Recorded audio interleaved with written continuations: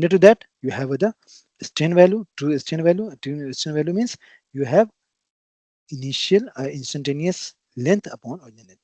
What we have and with the log function. Okay. So in the above or simply engineering strain, what we have the change in length upon original length. So what we have changed? We have changed this value with the initial instantaneous length, but with the function of log. Okay, so this is your strain value. This is your true strain value, and in the same way, you have the same volume. Okay, throughout the process. Okay, you cannot decrease or increase the volume. Increase the volume will remain the same. You can just change the shape. So that's why if this equation uphold, and obviously it would be, so you can relate the engineering strain with true strain like this. So true strain is equal to log 1 plus engineering strain.